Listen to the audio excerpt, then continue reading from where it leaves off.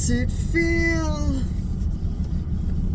How does it feel to be on your own?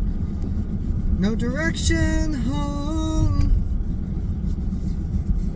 A complete unknown. Like a rolling stone. Welcome back and Happy New Year. This is StillerBros at the movies. Yes, and today we're grabbing one last little piece of 2024 before the shitstorm that inevitably will be 2025 truly begins. But welcome back as we go into a little prestige piece that is probably coming out exactly when it's coming out, so it can be an Oscar contender, A Complete Unknown. So the closing of 2023 saw the first time that Timothée Chalamet was ever shown singing on screen in a musical movie with Wonka. And so, coincidentally, we're closing out the 2024 with him performing as Bob Dylan in The Complete Unknown. Now, this time around, this is a little bit different. First of all, it's not a musical in the sense of a normal musical. Yeah, the people aren't going to be breaking out into song, at least we don't think. No, but it is a musical biopic, and in the past couple of years that we've been doing this show, we have had a handful of musical biopics that we've done. We've done Bohemian Rhapsody and Rocket Man.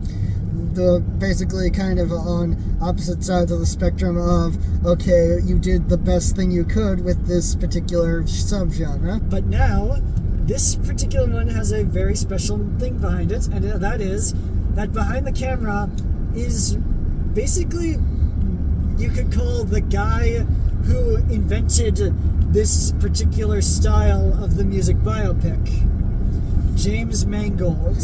So, in 2004, James Mangold put out Walk the Line, which in a lot of ways is the musical standard for the modern musician biopic. So much so that it was pretty much primarily what Walk Hard was parodying. And it's hard not to see why, considering the fact that it is such a fantastic musical biopic about such an interesting subject as Johnny Cash and June Carter Cash, and eventually their love story. Yes, so obviously that biopic was going to be great because you're depicting one of the greatest love stories that ever happened in the public eye. But this time around, we have him depicting another one of the greatest musical stories of the 1960s. So here's something. We're here in Minnesota, and if you know anything about Minnesota, you know Prince, Paul Bunyan, Coen Brothers, Bob Dylan. Even though Bob Dylan really just adopted New York and is a staple of that particular area. But basically, Minnesota has so few A-list stars that come from it that we kind of have a habit of latching on to as many of them as possible. So Bob Dylan is a huge thing here in Minnesota, to the point that he never graduated the University of Minnesota Duluth, but he's still considered an esteemed alumnus. Yes, but Bob Dylan is considered by many to be one of the greatest singer-songwriters of the 20th century, and it's hard not to see why. The man's written so many iconic songs, whether it's songs that he performed or songs that other people have taken and run with. I mean, for God's sakes, the man wrote To Make You Feel My Love, one of the most beautiful songs of all time. And the version that you're probably thinking of in your head is probably the Adele version. Yeah. Not to mention the fact that he won a Grammy like a decade ago for one of the most absurd earworm choruses you could ever come up with. How the fuck do you rock someone like a wagon wheel? But the man's an icon. He's the first rock star to win the Nobel Prize for Poetry for his lyricism. He's often listed as an influence on some of the most iconic bands and artists of all time, who will then go on to write and record songs that are very not Bob Dylan at all. But it's hard to imagine a world without him, because some of the greatest singer-songwriters probably wouldn't be have the style that they have without Bob Dylan's music to influence them. Can you imagine Taylor Swift having the kind of lyricism she has without first having stuff like Maggie's Farm and Like a Rolling Stone and The Times They Are Changing existing in the world. But this movie is more being billed as a Timothée Chalamet project than almost anything else. It's a Bob Dylan biopic, but it's also Timothée Chalamet's most recent attempt at getting some Oscar buzz. Yeah, obviously Chalamet is not the only actor we see in this movie. We have, of course, Edward Norton, Elle Fanning, Boyd Holbrook. Pretty stacked cast, but not exactly a bunch of A-list actors. Just the kind of people that you expect to be in these smaller little period piece indie dramas. Yeah. Even though this isn't technically by the biggest definition indie, it's Searchlight Pictures, subsidiary of Disney, but you know what? Semantics. Yeah, but it is an interesting idea of what this is going to be, because this is also not the first Bob Dylan biopic, technically. Way back, there was a movie called Nowhere Man, which was technically a Bob Dylan biopic, but not in the sense of they adapted the story of Bob Dylan into a movie, but more they established like the legend and the character of Bob Dylan into a series of vignettes where various different actors played the main character at various points. Yeah, but Bob Dylan also approves of this movie, so... Yeah, or at the very least, whoever's running Bob Dylan's Twitter account. Which we can probably assume is Bob Dylan. I can't imagine he would pay a social media manager. Though, when it comes to whether or not this is going to be just another cut and dry, okay, here's how we're going to do a musical biopic. If we do a musical biopic, oh look, there's the conservative family that's holding him back. There's the trip to New York. There's the hardships. There's the drug addiction. There's the all that. Is this going to be that? I don't think so. I don't think so either. Mostly because we're focusing on a particular era where we're focusing on the 60s when he got to New York, and then it seems to continue on until we get to him going electric in the 70s. Yeah, because the thing about the 70s for Bob Dylan, it was that when he went and started playing electric guitar and putting a band behind him, that's when some of his more traditionalist fans started to go against him. And Bob Dylan shockingly did have a bit of pushback back in his heyday, because a lot of people just thought that he was too poppy, too mainstream. Bob Dylan too mainstream, you say. How weird is that? But also around this era that they're focusing on, this was when he started to get political. Yeah. Because the Vietnam War was starting up and the times they were a-changing. And we're not saying that Bob Dylan invented the idea of socially conscious folk music, but we are definitely implying the idea that he may have popularized it to a certain degree.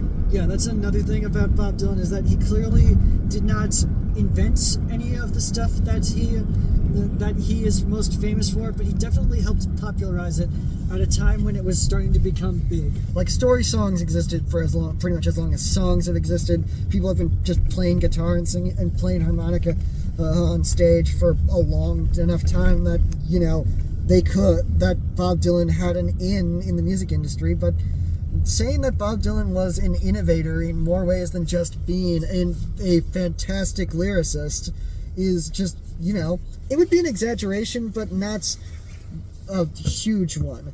But then again, is this biopic going to be like standard biopic where it's like he's a misunderstood genius? He just needs the right people behind him. Is he going to be walking down the street in New York in one scene, see a rich lady kicked out on the streets, and immediately think, wow, look at that. A rich lady suddenly without anything. Think of the kind of poetic freedom that creates. Kind of like a bird in flight, or a rock with some kind of momentum. I got it! I'll write a song about a guy who plays the tambourine! But we're going to find out in a little bit, so... We'll see after the jump. So, yeah, that was really good. Yeah. I don't know what else to say. It's a really good movie by a really good director and a really good actor playing a really meaty part. Yeah. So let's just immediately dive into it. I think at this point I've pretty much come to the realization that Timothée Chalamet can just easily disappear into almost any performance he's ever had. Because you look at him and it's Dylan. It's not Paul Atreides. It's not Willy Wonka. It's not any of the roles we've seen him play before. He disappears into Dylan. And that's really something, because Bob Dylan is kind of a hard character to play when you really look at what's on the page for this character. in this particular movie, Bob Dylan is played as this aloof, know-it-all genius. But he's also very stoic and quiet. He doesn't do a lot of talking. The thing about the way that Timothée Chalamet plays Bob Dylan is that he'll close his mouth up and talk like this, so that it's stoic, quiet. It's almost weird when he starts to raise his voice. And that's another thing, is that he was able to make us actually take him seriously, because Dylan is a really easy voice to make a joke out of. From Williams to Jimmy Fallon to pretty much anybody on SNL who's played Dylan. Anyone can just take that voice and make a joke out of it, because Bob Dylan has a just genuinely funny voice. But the fact that Timothée Chalamet is able to wrangle a performance out of that voice is just good for him. And But then again, it's not just about Bob Dylan. We've also got Edward Norton playing the most Minnesota nice version of Pete Seeger you could probably imagine. Like, at the end, we see him and Bob's relationship grow and evolve over the course of the movie, and by the time we get to the end, he's kind of played as a sort of kind of villain, but he's still so Minnesota. Like, was Pete Seeger from Minnesota? Maybe? I don't know. Let me check. No, Pete Seeger was from New York. Okay. So, but it's very, very weird to have a guy sort of having this very nice attitude about everything. And honestly, the reason we got confused is because Edward Norton pronounced Minnesota correctly. And also, for some reason, is doing most of his acting with kind of this heavy Midwestern accent. Oh, like, don't you know? Not as thick as what I'm going with, but it's there. Yeah. Today's the Voices episode, I guess. I guess this is the Voices episode. But, it's just one of those things where they play Pete Seeger as like this overly nice guy, which I'm sure he was. He seems like just the nicest guy, to the point that when it comes to the point where Bob Dylan is attempting to get his new electric sound played before the Newport Folk Festival, he's basically the middleman, just trying to be like, look, Bob, I gotta level with you. There's only one way that these guys are gonna let you play, and it's if you do the old way. And Bob wasn't gonna let him do it the old way. But the real thing about the music in this movie is, you listen to the lyrics and you realize we're 60-odd years disconnected from this era, but those songs are just as relevant now as they were back in 65 and 63 and whenever. And basically the entire movie has these moments where we have history playing in the background. And it's just one of those amazing things to show, here's the moments that shaped the songs that made Bob Dylan a household name and gave him the Nobel Prize in Literature for songwriting. Yeah, but it just makes you think about the fact that if he was coming up today, he probably would have written almost identical songs about the kind of stuff we're going through in society today, which just kind of reminds me of the fact of, like, I'm kind of going to be throwing this out there and maybe over praising an artist right now, but it's really like Noah Kahn, where he referenced COVID in a hit song this year. And then I think, to talk about the filmmaking, we don't talk about the editing much, but the editing in this movie is fantastic. Yeah. The way that James Mangold chooses to cut scenes together, like, it will just cut from one scene where Bob Dylan is playing a song to cutting to a scene where Joan Baez is playing a completely different song, but it still fits the two pieces together perfectly. Everything flows together, and James Mangold knows how to have a scene cut. And for a 2.5-hour movie, it is so tight. The editing isn't even just within the scenes; it's also the scene-to-scene cutting. Like every sort of abrupt swap is deliberate in its movement. Yeah, and it doesn't fall, but it really doesn't fall into that biopic trap of, okay, we get it, we have reached the natural stopping point of the story. Can we please end it, or can we please just let the movie finish already? In fact, the weird thing is that this one kind of ends on a moment of, and then he just kept going. It kind of ends in this way that just kind of says, okay, yeah, this isn't a natural stopping point. Bob Dylan kept on going, kept on changing and evolving, and part of that is just the fact that we're telling a story about someone whose story is still going on to this day. Bob Dylan is still alive. He hasn't put out an album in a long time, but he's still alive. He's probably still writing, probably not releasing it, but you know, he's still out there. He's still making the world different. We don't know if he's right. If he has any new material in him, it would probably be very interesting to hear the kind of stuff that he's writing now about the political climate we're in right now and the political climate we're about to enter into again. But this movie just kind of reminds you that Bob Dylan was a gigantic star for his time. He made a lot of people happy. He pissed a lot of people off, and in the end, he was just everything that most of these musicians try to be.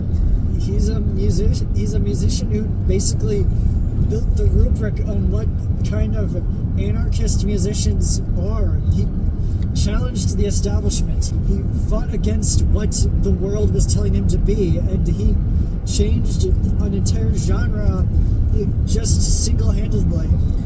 Also, now to kind of take a quick left turn, Boyd Holbrook as Johnny Cash is in a lot more of the movie than I thought he was going to be. But he's also in a lot less than I thought he was probably going to be. But I do like the fact that that every time he shows up almost feels like this could perfectly slot into Walk the Line. Yeah.